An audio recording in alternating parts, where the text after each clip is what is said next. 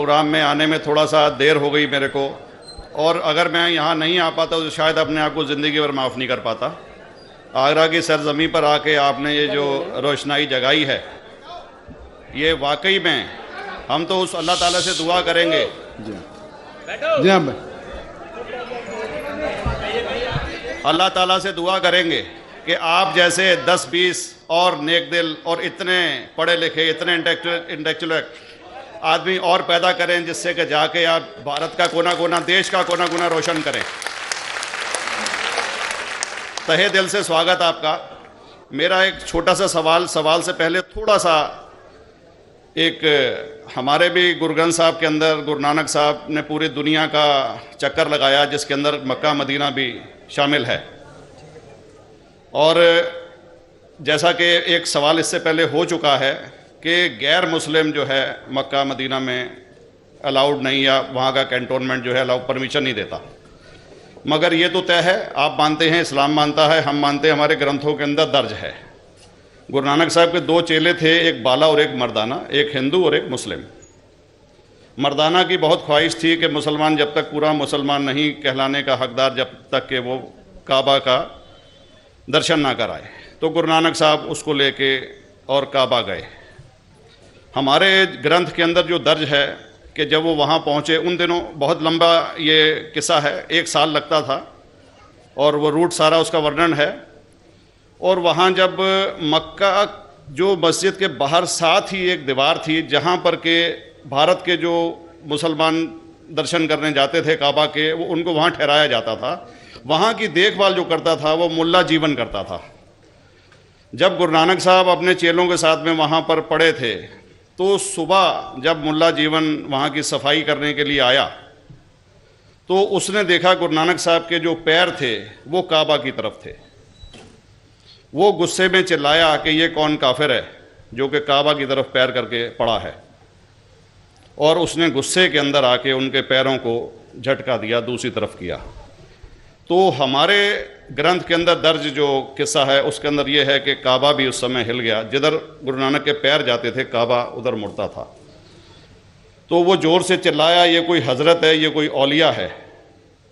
तो उस समय के जो काजी थे मक्का के, काजी रुकनदीन साहब थे, और शाह शरफ, कई हस्तियों के नाम हैं उसमें।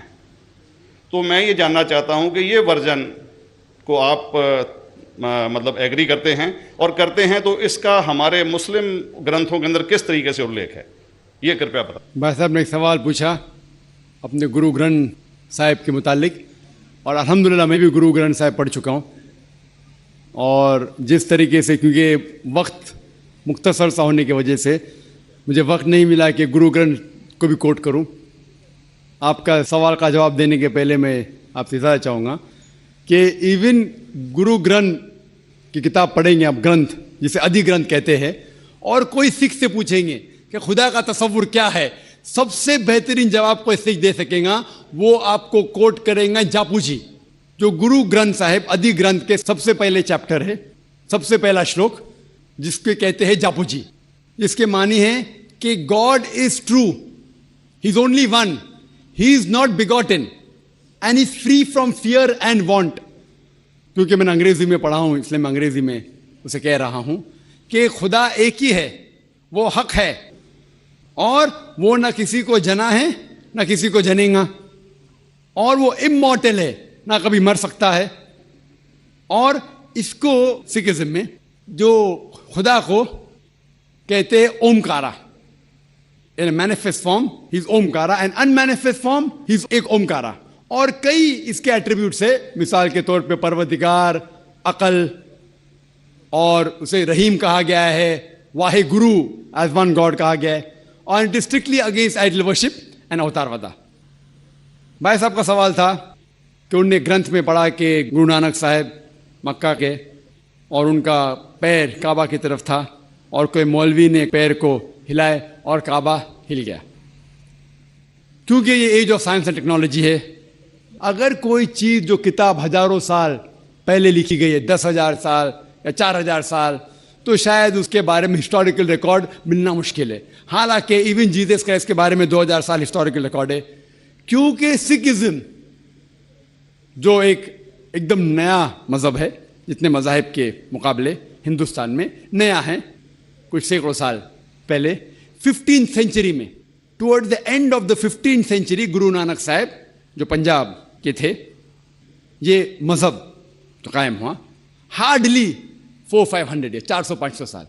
और अगर ये मान लो, सपोज मिसाल के तौर पे मान लो, मैं क्यों कह रहा हूं कि मैं नहीं चाहता हूं किसी को बुरा लगे, मान लो ये सच है, मान लो अगर 400-500 साल पहले अगर ये होता था कि काबा इधर से उधर हिल जाता था, तो हिस्टोरिकल रिकॉर्ड में बिल्कुल लिखा होता था। और कई हिस्टोरिकल रिकॉर्ड में ये नहीं कि काबा हिला इधर उधर, कई हिस्टोरिकल रिकॉर्ड आप देखेंगे। हिस्ट्री इतनी अल्हम्दुलिल्लाह 800-900 साल पहले, 1000 साल पहले जो मुगल ने किए, बिल्कुल लिखा हुआ हिस्टोरिकल रिकॉर्ड में।